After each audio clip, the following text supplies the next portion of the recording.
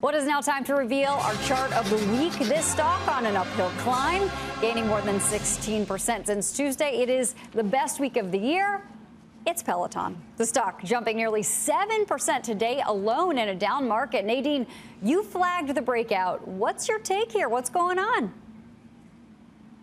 Sure, Courtney. Well, the stock was oversold. So just from a technical perspective, sometimes things go up because they were down. It's really simple. But secondarily, Lululemon had a fantastic quarter that they printed this week. So when you have someone who had a fantastic quarter and then they came out saying, hey, we're going to do Peloton apparel, you can take a look at that and say, okay, you know, there's really passionate base here. Something's oversold. There's going to be monetary value to this, and the stock goes up. So we're looking at a trading range about 92 to 118.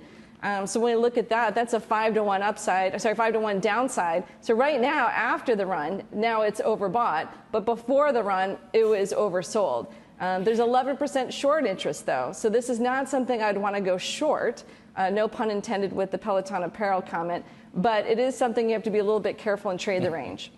Yeah, absolutely. So a couple of catalysts there that Nadine brought up, Karen, and we were teasing before that, you know, if somebody's a Peloton rider, because they make sure to tell you. Now they're going to have apparel to make sure you really know, just in case you don't get time for conversation.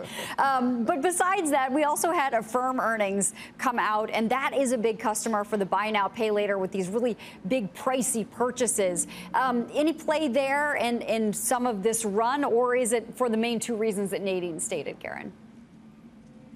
I think, well, I love the first reason, which was sometimes, what was it exactly? I think she was very eloquent. As things, if they go down a lot, then they go up. And something like that. I'm paraphrasing, but that absolutely happens all the time. So that's worth noting. But to the extent that one assigns the increase in value in Peloton to the apparel, it seems kind of crazy to me, right? If you look at something like an Under Armour, which, okay, the brand has a little, you know, some knocks on it, maybe some scratches, but that's a $10 billion business, and they do $5.4 billion in sales. Peloton is up $5 billion on this. $5 billion, right? That's a lot.